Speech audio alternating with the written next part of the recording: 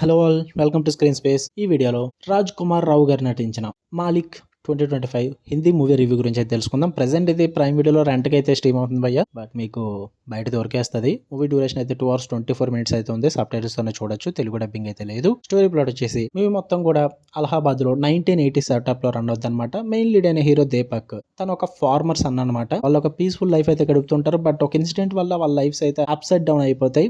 After that ఏం జరిగింది, అసలు దీపక్ అండ్ వాళ్ళ ఫాదర్ లైఫ్ లో ఎటువంటి ప్రాబ్లమ్స్ ఫేస్ చేశారు, తర్వాత ఏం జరిగింది అన్నది మీరు ఈ మూవీలో చూస్తారు భయ్య.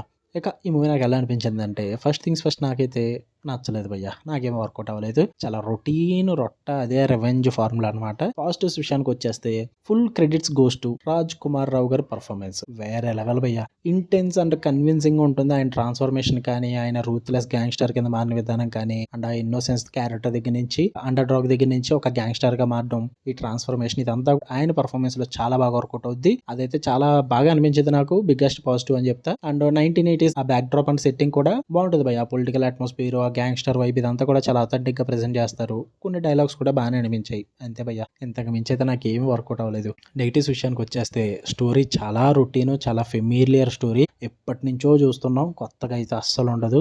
And weak screen play. అంత రొటీన్ స్టోరీని కూడా ఇంత వరస్ట్ గా తీయచ్చు అని చెప్పి వాళ్ళు చూపించారు. స్క్రీన్ ప్లే అస్సలు బాగోదు. ఓవర్ గా స్ట్రెచ్ చేస్తారు కొన్ని సీన్స్. అంటే ప్రిడిక్టబుల్ గా ఉంటుంది పాయింట్ టు పాయింట్. అయితే ఇంకా పంచ్ కూడా ఉండదు. గ్యాంగ్స్టర్ డ్రామాలో ఉండాల్సిన ఇంటెన్సిటీ కూడా మిస్ అయిపోద్ది అనమాట. అంతగా వర్కౌట్ అవ్వదు. పేసింగ్ ఇష్యూస్ అయితే ఘోరంగా ఉంటాయి. ఫస్ట్ హాఫ్ అయితే ఓకేష్కి వెళ్తుంది, కానీ మొత్తం సెకండ్ హాఫ్ అయితే ఫుల్ గా లెట్ డౌన్. ఇంకా అన్నెసరీ మూమెంట్స్ ఉంటాయి. అసలు చాలా లాంగ్ ఉంటుంది, వర్కౌట్ అవ్వదు అసలు. ఈవెన్ మ్యూజిక్ అండ్ బీజిఎం కూడా అంతగా వర్కౌట్ అవ్వలేదు భయ్య. అస్సలు ఇంపాక్ట్ కూడా లేదు అవైతే. ఇంకా స్టోరీ బీట్స్ అంటారా, క్లిచ్చెట్ చెప్పిన ఫెమిలియర్ గా ఉంటుంది మొత్తం అంతా కూడా. రివెంజ్ లో గ్యాంగ్స్టర్ రైజ్ అన్న ఫార్ములా ఎప్పటి నుంచో చూస్తున్నాం. అండ్ ఇందులో కూడా అదే ఫార్ములా యూస్ చేసుకున్నారు, కానీ అంత ఇంపాక్ట్ లేదు అసలు. ఓవరాల్ గా అయితే నాకైతే వర్కౌట్ అవ్వలేదు మూవీ. మీరు చూద్దాం అనుకుంటే ప్రైమ్ వీడియోలో రెంట్ బేసిస్ ఉంది, లేదంటే ఆన్లైన్ లో అవైలబుల్ ఉంది. చూద్దాం అనుకుంటే ట్రై చేయండి. ఫ్యామిలీతో చూడొచ్చా అంటే violence, blood shed, intense action sequences అయితే ఉంటాయి. వైలెన్స్ పరంగా ఇబ్బంది పడతారు అనుకుంటే చూడొద్దు.